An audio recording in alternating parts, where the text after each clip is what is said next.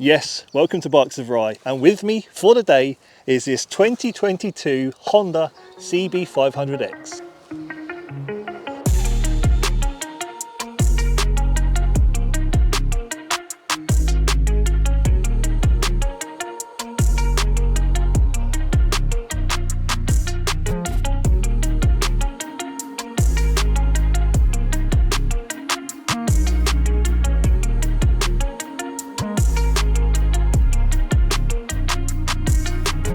Thanks to Norton Way Honda in Letchworth Garden City for the loan. Links will be in description. Now, the Honda CB500X is the go-to option for both novice and experienced riders, and is apparently the class-leading A2 adventure bike. So in this review, we'll take a close look at the Honda CB500X and explore why it's so popular and understand if it could be the best value adventure bike on the market. So how about we take a quick detailed walk around and check its specifications out.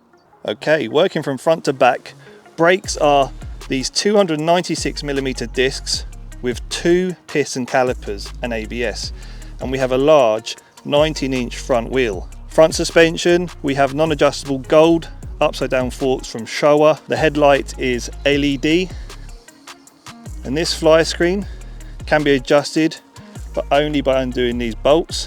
The fuel tank is large for a bike in this segment, coming in at 17.7 litres and offering a range of 300 miles, which is a hell of a lot. The A2 friendly engine is this 471cc 8-valve parallel twin producing 47 brake horsepower and 31.7 foot-pounds of torque. Rear suspension, if you can see in there just about, is preload adjustable, and we also have ABS on this rear single caliper disc as well. To get an idea of how tall the Honda CB500X is, well, the seat height is 32.7 inches and I am 6 foot tall, so you can gauge my reach. Also worth mentioning, the bike weighs 199 kilograms. The dash is this LCD display with rev counter and gear indicator, as well as your speed. We also have basic switch gear, and we do have a span adjustable brake lever.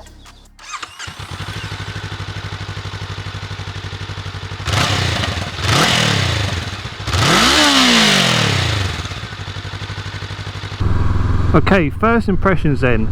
The CB500X to me feels like a big mature bike. I'm going to tell you this, I own a Yamaha Tenere, and so I'm familiar with adventure bikes, and this does feel like a big adventure bike to sit on at least, and even to look at too. I mean, it is of course quite tall, so you're up fairly high. Though what I would say in comparison to my Tenere is that the weight is a lot lower on this bike than my Tenere, and that's a good thing, because I feel like this is aimed at predominantly novice riders. I did mention at the beginning that experienced riders also do buy this bike, but I do think that this opens the door to novice riders who are looking for an adventure bike that isn't too intimidating and isn't stupidly heavy. To me, it all feels very user friendly. It doesn't give me the impression that it's a hardcore off-roader, and I think that's a good thing, right? Because listen, it's not built to do that anyway, and it's not supposed to be intimidating. It entices you in and says, here you go, I'm not going to bite. Oh, a little bit of a jump. What we've got up ahead here is what possibly is a Vespa, is it? I think it is. It's a 2-stroke smell that I love. Oh yeah, I want to get closer so I can smell it. Oh yeah, baby. I'm going to do him out of this bend. Watch, he's going to get absolutely smoked. Yeah, you ain't got the power, mate. See you later. Now, it wouldn't be a fair review, in my opinion, to take an adventure bike and not take it off-road. So here we have a byway that I'm familiar with. It's been a while since I've been along here, but you know, I know this byway, and I think this CB500X should be capable enough for these conditions. It's slipping about a little bit though, for my liking, considering that it is fairly dry. We won't go crazy. Suspension wise, might be just a little bit too soft. I mean, it's okay on the road. I like it that bit soft on the road, but off-road, what is apparent is that there isn't a lot of engine braking,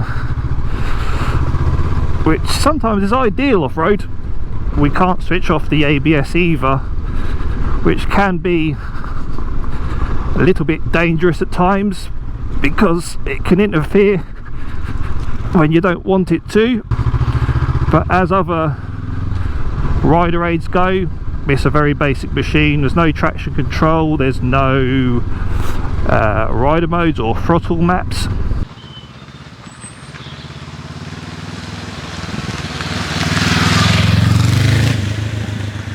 Now, I am glad, being a 500cc, that there is, almost, that's alright, yeah, I'll let you off, it's fine, you knew. Yeah, what I was going to say is, being a parallel twin means that it's quite smooth, and it sounds that little bit more sophisticated. I don't think it's a bad sounding bike.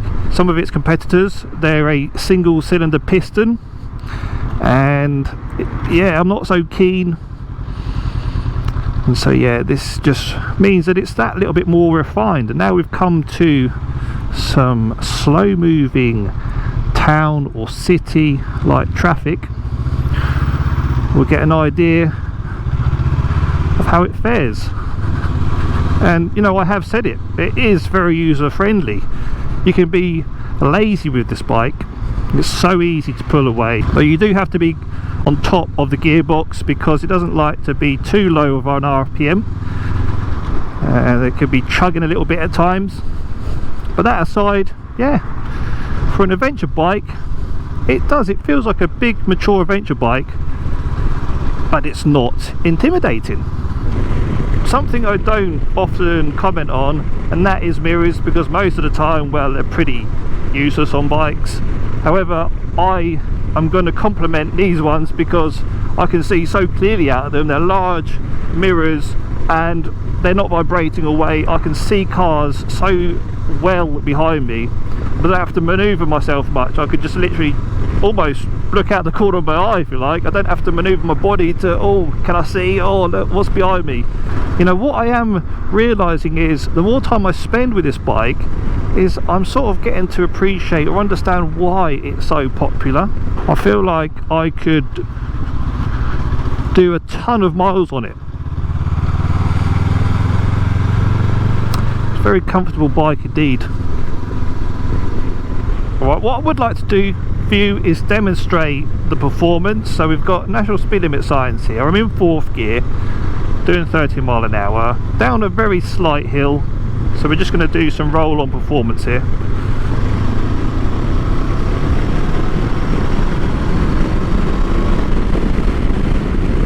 And there we go. So yeah, it gives you an idea of how it performs if you want to maybe overtake, get a groove on. Of course, I can also demonstrate to you guys, I've got nothing behind me, nope, a 2nd gear roll on from say 25.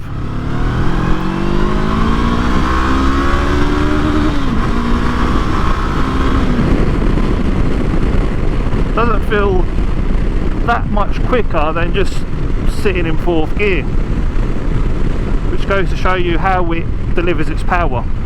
Got another car pulled out on me today. Oh, they're out for the bikers. Okay, quick summary then of the 2022 Honda CB500X. I totally get why this bike is so popular. I believe it manages to offer this great blend of comfort, affordability and build quality. It is such a friendly machine that you could easily live with it on a day-to-day basis. One of the standout features of the CB500X is its exceptional fuel efficiency. It's claimed to be able to do roughly 78 miles per gallon, which makes it an incredibly frugal choice. So it would be a great commuter option. As for being classed as an adventure bike, well, it's pretty obvious it's not suitable for serious off-road adventures. Anything more challenging than hardback gravel, it isn't advisable. It's more suited for smooth and well-maintained surfaces. Overall, the CB500X is a solid choice for those looking for a reliable and enjoyable ride, and I would say for sure it is the class leading A2 adventure bike for a reason. Anyway, hope you found this review helpful. If you'd like to see more from me, then please check out this suggested video on your screen. And with that said, thanks for watching. See you later.